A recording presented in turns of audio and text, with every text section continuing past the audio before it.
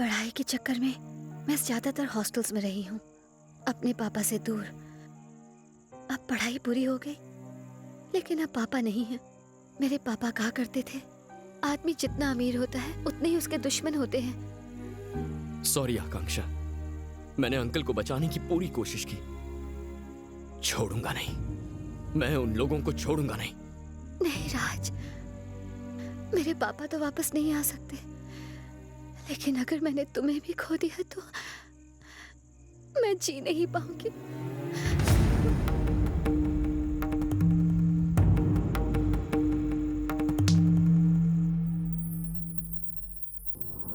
ये है आदित्यपुरम, मेरा गांव। दूसरों की इतनी फिक्र मत करो, कभी अपने बारे में भी सोचो। आदित्यपुरम यानी रोशनी। इंग्लिश में कभी बात नहीं करोगे, कभी बात ये नहीं तो एक करोगे। दूसरे के लिए बने हैं, एक दूसरे के लिए बने हैं। दादाजी, मार दो इन सबको। ये क्या राज, मैंने तुझे कहाँ नहीं ढूंढा। दादी फोन पे फोन किए जा रही है, बिन बताए यहाँ चलाया। ये क्या तरीका हुआ यार। हेलो, क्राइम ब्रांच से मैं एसीपी बोल रहा हूँ। हाँ बोलिए। मुझे आपसे आपके पापा के मर्डर के बारे में कुछ बातचीत करनी है। कल हम मिल सकते हैं? Okay sir.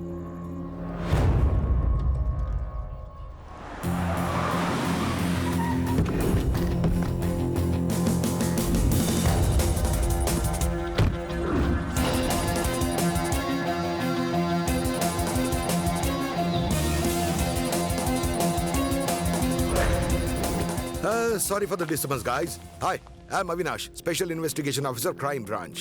You are under arrest. मजाक करना बंद करो। राज, आई एम रियली सॉरी। ये हमारे फैमिली फ्रेंड है, पापा का केस यही इन्वेस्टिगेट कर रहे हैं। ये मेन विटनेस से मिलना चाहते हैं, इसलिए यहाँ ले आए। कल रात फोन पे मुझे भी इसी तरह डराया था। Nice to meet you. Hello. ओए, कुछ देर के लिए हमें अकेला छोड़ दो। या हमें सिखाया जाता है कि इन्वेस्टिगेशन की शुरुआत में मेन विटनेस को बिल्कुल अपराधी मानना चाहिए। मैं तुम्हारा रिएक्शन देखना चाहता था, लेकिन तुमने तो कुछ रिएक्ट ही नहीं किया। रिएक्शन वो लोग देते हैं जिनके दिल में चोर हो। तुम्हारा नंबर मिलेगा? ये फोन नहीं रखता, मुझे भी पड़ोसी के नंबर से पटाया था। Very strange. आदमी आज मंगल पे जाने की कोशिश कर रहा है और ये भाई साहब फोन भी नहीं इस्तेमाल करते। Very surprising. मेरे बारे में और भी कई सरप्राइजेस हैं, आप धीरे धीरे जान जाएंगे। मैं किसी से मिलने के लिए इजाजत नहीं मांगता और मुझसे मिलने के लिए इजाजत नहीं चाहिए। माय गॉड, तुम ऐसे नहीं फंसोगे। फंसते तो कच्चे खिलाड़ी हैं। I mean, मैंने कुछ गलत किया ही नहीं। ये तो वक्त ही बताएगा, लेकिन तुम्हारे पास बात करने का वक्त ही नहीं, इसलिए इसे अपने पास रखो। आपसे कहा ना मैं फोन नहीं रखता। अरे ये लेटेस्ट है, गेम खेलेंगे। सी यू सून।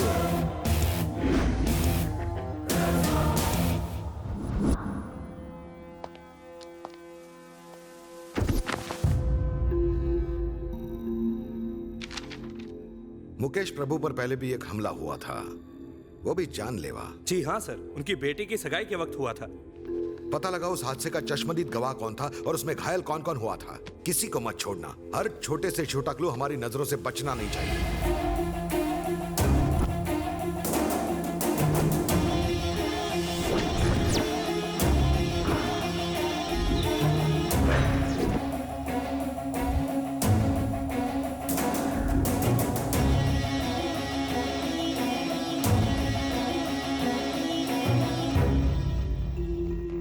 मुझे यहाँ क्यों बुलाया? एक्चुअली बात यह है कि अविनाश तुमसे अर्जेंटली मिलना चाहता था। पापा के केस में उसे कोई बड़ा क्लू मिला है।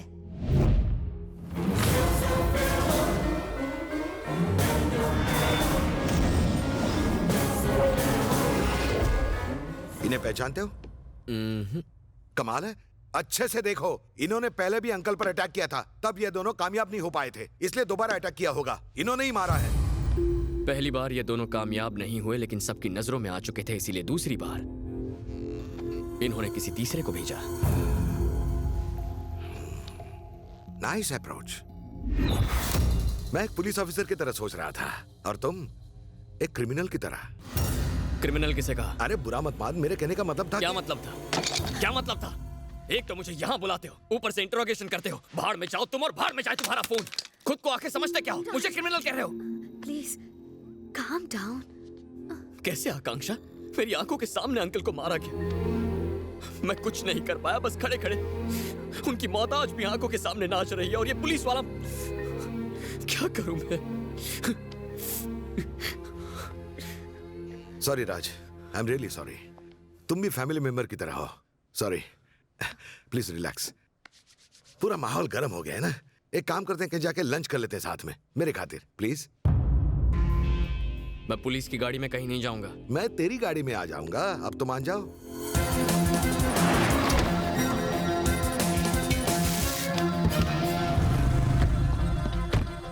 पाजी सत श्री अकाल।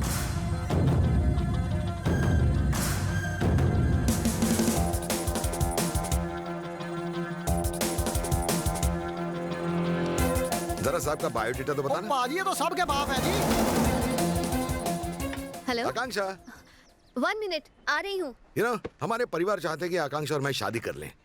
थोड़ी एज गैप है, लेकिन आजकल की लड़कियां भी यही चाहती है कि उनका पति सेटल्ड हो। देखते हैं। कांग्रेट्स। कांग्रेट्स? ये क्या कहा? तुम्हें कुछ फील नहीं हुआ क्या? I mean, मुझे लगा कि तुम दोनों के बीच में कुछ। जब फीलिंग्स ही नहीं है तो फील क्यों होगा? ओह आई सी, नो फीलिंग्स। वैसे तुम आकांक्षा को जानते कैसे हो? I mean, तुम दोनों तो एक कॉलेज के भी नहीं हो। मेरी पड़ोसन गोलू गुलाटी और आकांक्षा एक ही कॉलेज में है, उसी के थ्रू। गोलू गुलाटी ने तुम्हें इंट्रोड्यूस करवाया था या खुद ही इंट्रोड्यूस हो गए थे? गोलू ने ही करवाया था। अच्छा, लेकिन आकांक्षा से मिलाने को मना करने पर तुमने गोलू की हॉल टिकट चुराने की धमकी क्यों दी थी?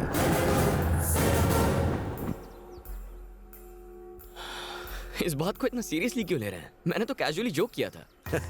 कैजुअल जोक्स हो या सीरियस फाइट, दोनों अच्छा कर लेते हो तुम। शादी में हथियारबंद पहलवान थे, सिक्योरिटी टाइट थी, सब मारे गए सिवाय तुम। ग्रेट। मारने और जान लेने में फर्क होता है। मारने वाला गुस्से में और जान लेने वाला बदले की आग में जलता है। उस आग के आगे 100 लोग भी नहीं टिक सकते।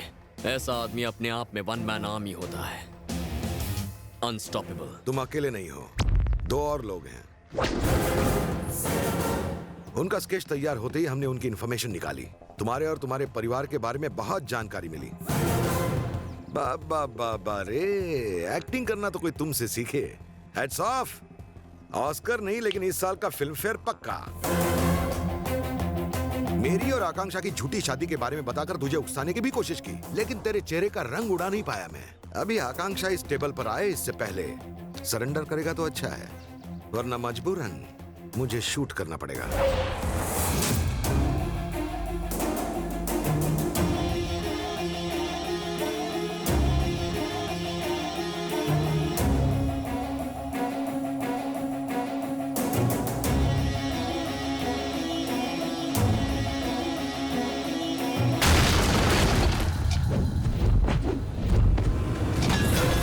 Hello control room.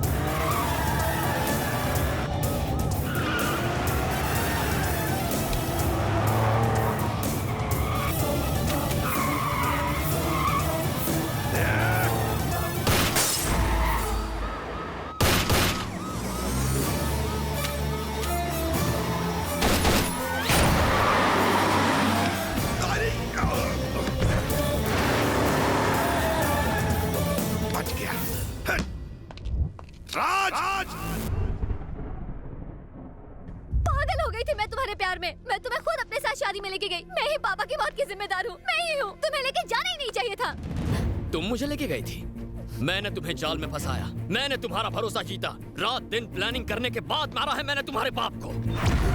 उसे तो मैं तुम्हारी बहन की सगाई में मार देता, साला बच गया। और तो और उसने मेरे साथियों को देख लिया, इसीलिए मुझे शादी तक रुकना पड़ा। इतने नेक इंसान को मारने से पहले तुम्हारे हाथ नहीं कांपे? तुम्हें क्या पता मेरे पापा ने कितने लोगों की मदद की है? Exactly.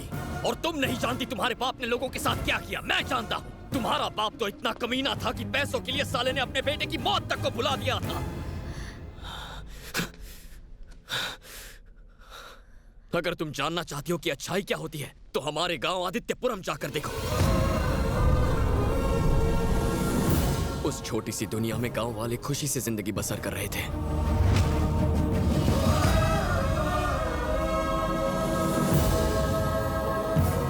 सूरज की पहली किरण थी मेरी अमृता।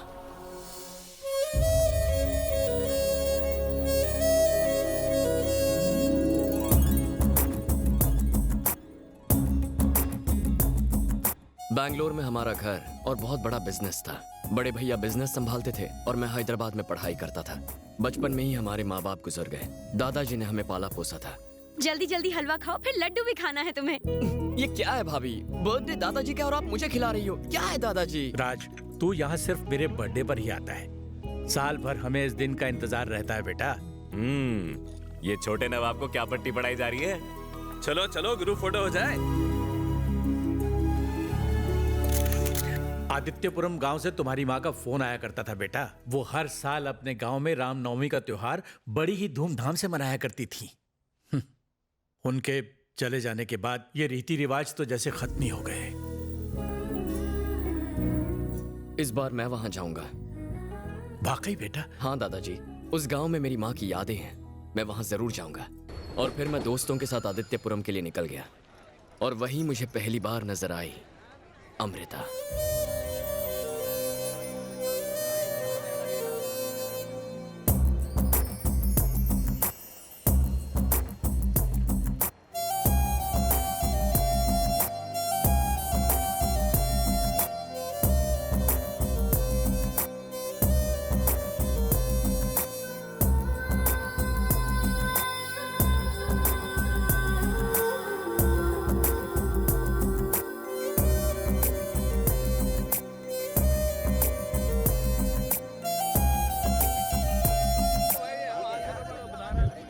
अरे आप उठाइए, 20 रुपए में इतने सामान का इतना ही होता है भाई साहब, पहली बार।